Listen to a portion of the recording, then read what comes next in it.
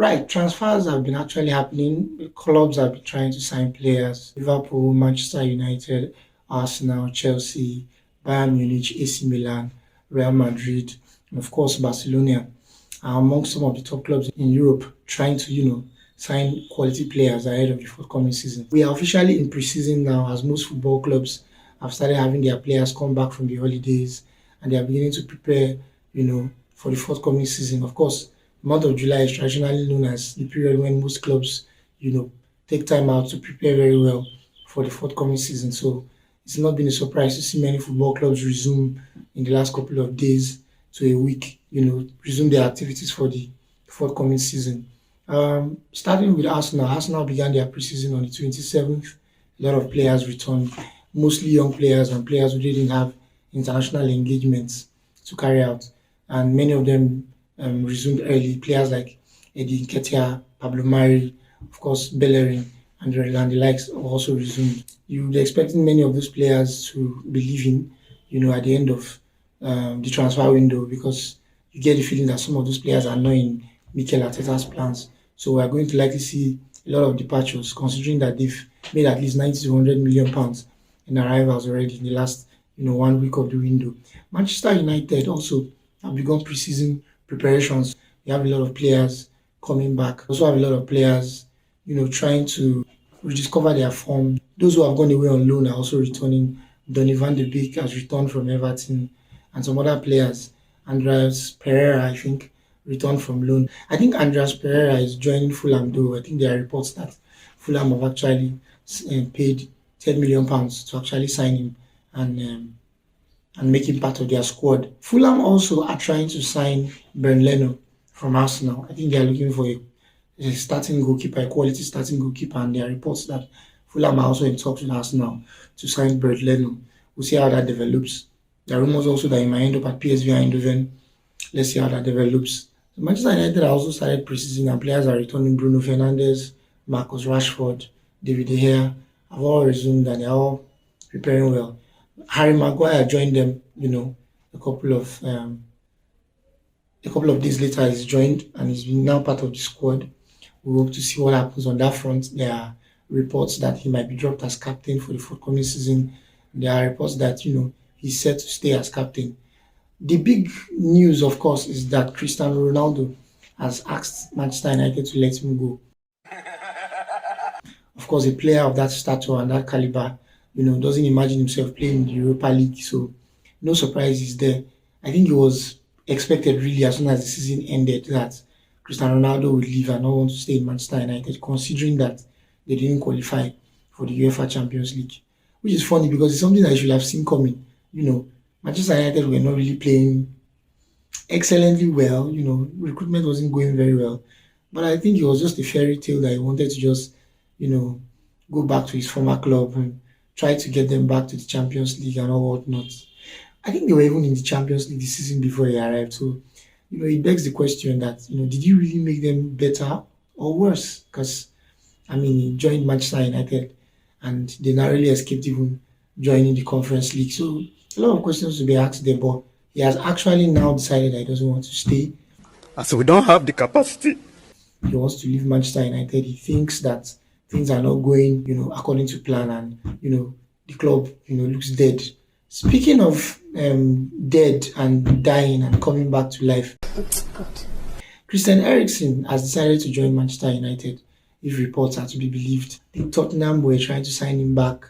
Brentford were trying to retain him, but he's chosen to play for Manchester United. The 30-year-old midfielder has decided that Manchester United are the club he wants to pitch his tent with. You did remember I told you that not everybody gets a chance to come back from the dead, and have a second chance at living your life to the fullest. And as a footballer, he now decides to go to Manchester United. But then Christian Eriksen has decided that he wants, to show us that he can be the exception to the rule.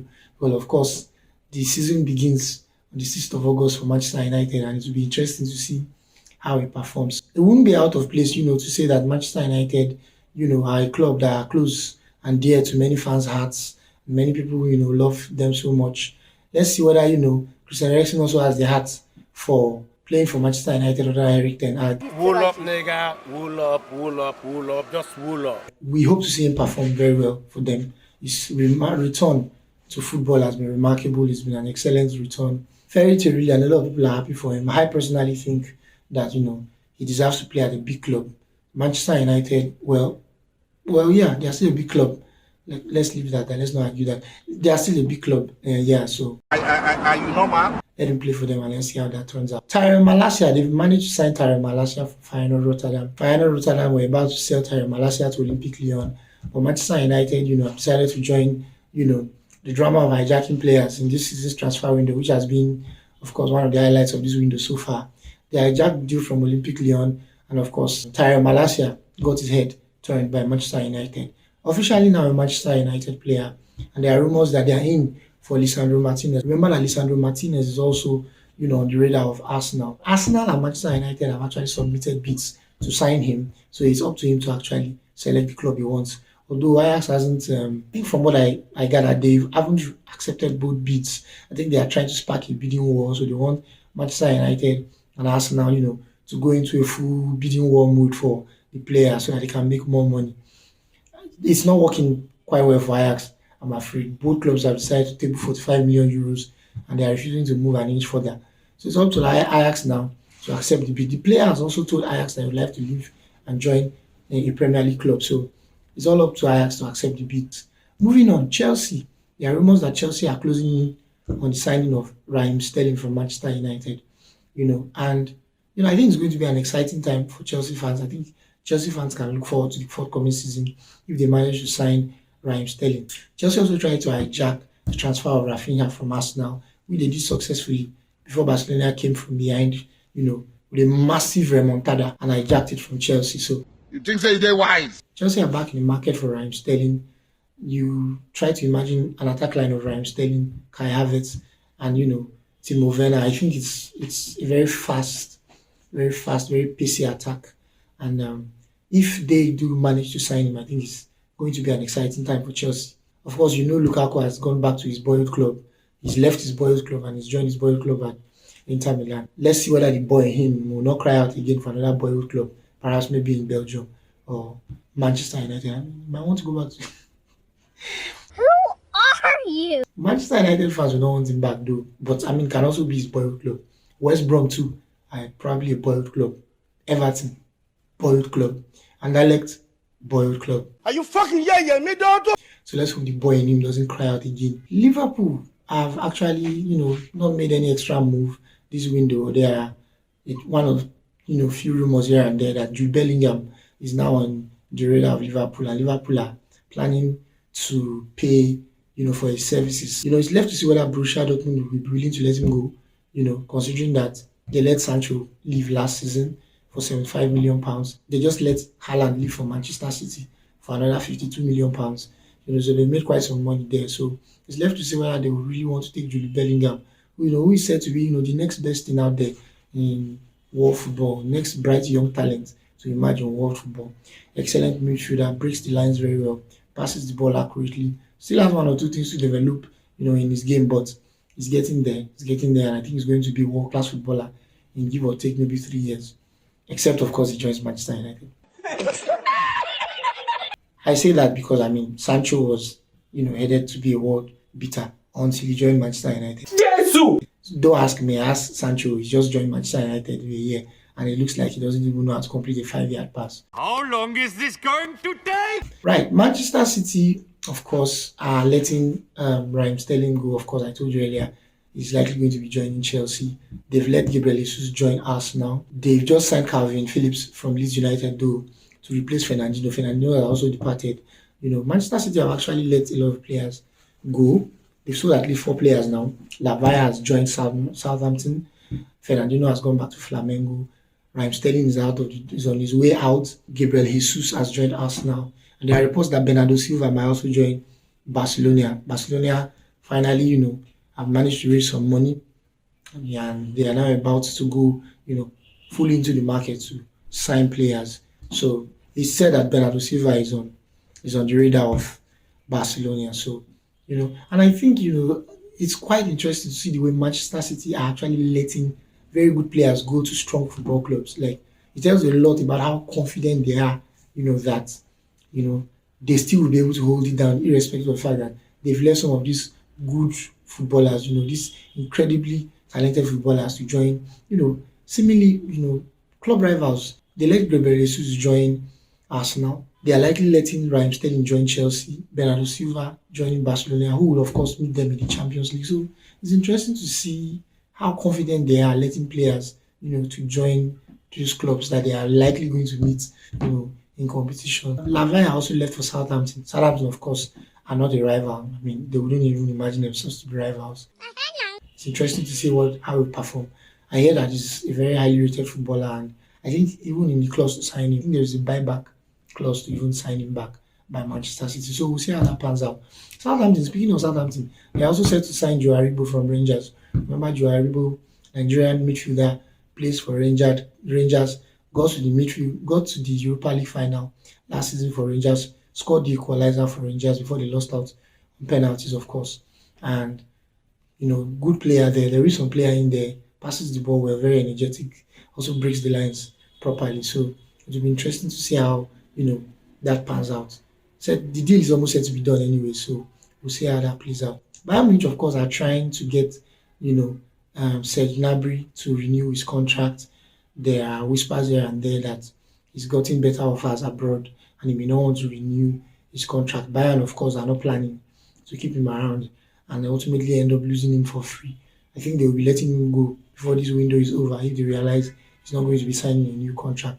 Keep an eye on that, on that player. I think a lot of clubs will be looking at him. Real Madrid, Manchester City, probably, and even Arsenal. Arsenal are probably, a possible destination for him. Okay. Just keep an eye on Serge Gnabry. I think it also, is going to be somebody to look out for as regards how, where he ends up, in this window. AC Milan announced the signing of Origi. Of course, Origi played for Liverpool, scored some really, memorable goals for Liverpool. Mostly stayed on the bench, hardly got game time because, of course, Salah, Mane, and Firmino, were just too difficult to bench. And he's seen new attackers also join, and he's realized his best he leaves, and he's now joined AC Milan, and he'll be playing it straight for them next season. Real Madrid, of course, have signed a lot of players, not so much, but I think they've signed players. They've filled up a lot of important spaces that I think will be important to fill up next season. They are also rumored to be letting a lot of players go as well. Isco, Dani Ceballos, Asensio, of course, Marcelo left last month. Luka Jovic has also joined Fiorentina. Yes, basically for nothing really, but it was a transfer that everybody, just wanted to get out of that contract. So Not everybody fits on the roster. I think it was a deal that worked out best for both parties. Luka Jovic wanted to leave. Real Madrid also wanted him to leave. He's joined Fiorentina now, and he will be playing his trade with them next season. Barcelona, of course, I told you earlier, they are in for Bernardo Silva. They've gotten some money now. We're happy. It was a really tough time for them in the trenches, You know you can be prosecuted for that. but it looks like they are now, out of the red. They are trying to buy players now. There are rumors that they want to sign Lewandowski, and they've tabled a bid, and Bayern Munich has refused the bid. They've rejected the offer, expecting Barcelona to actually put more money up front. Barcelona are also trying to sell Frankie de Jong to Manchester United, £65 million with £10 million or £20 million in add-ons. They're trying to see how those add-ons will play out so that Frankie de Jong will join. I think one of the options that Manchester United are making to Barcelona is that Frankie de Jong, should he win a trophy with them, they will pay an extra 10 to 20 million euros to Barcelona. Barcelona have flat out refused, saying they just want the money because they don't think that Manchester United are likely going to win any trophy. Right. You can imagine how that feels for any Manchester United fan. Rumors really, but nobody knows how true that is. It's interesting though. I mean, I wouldn't blame Barcelona. Manchester United don't look like a club that will win any serious trophies anytime soon. Ó já mi lára jẹ. Of course, if they manage to sign one or two world-class players before the window ends, who knows? They have a very good manager now, and if he is able to get his hands on one or two quality players, perhaps they'll be able to mount a challenge. But no, I don't see that happening this season. Sorry. Juventus, yeah, the old lady of Italian football, they are also, out there trying to prepare for the new season. There are reports that they tried to sign Angel Di Maria. I don't know if that deal eventually went through.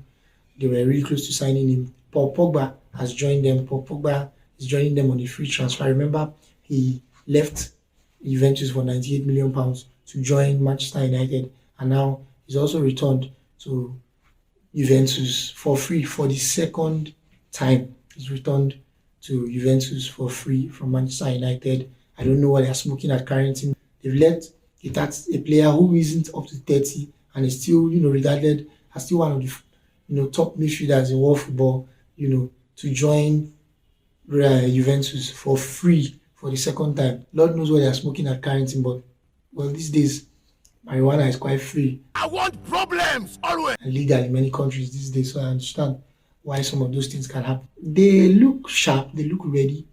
They signed a very quality striker in January in the person of Vlahovic. I think he will bed in properly once he has a full preseason with them this season, and they could mount a challenge to Inter Milan, AC Milan, and of course Napoli. Personally, I think that Inter Milan and AC Milan, still look stronger than Juventus and are likely going to be the ones, to compete for the Serie A this forthcoming season. But you never know, the old lady always comes up with surprises, Still the biggest club in Italian football, and every footballer still dreams of playing for them. So you never know. I think that they should let Allegri go, though. I think they should sign another manager. Speaking of a manager they can sign, Mauricio Pochettino just got asked by PSG. Pochettino is actually unemployed at the moment, and I think that he would be a good fit for Juventus. I think that Juventus will do well with a coach like Pochettino. I think Allegri's tactics are outdated and exhausting. I don't think they bring the best out of footballers. So Juventus should just take a punt on Pochettino. Really, I don't think Pochettino can do any worse than Allegri is doing. It's just my friendly piece of advice, though. So right, that's all I have for you guys. In this episode. Join me in further episodes as we continue to talk more football banter and more transfer news, of course. And let's see where the transfer market is taking us to, and let's see which players are joining which clubs. I'm your host, T to the WWZY. I hope you had a fun time with me. Until the next episode, catch you guys later. Peace.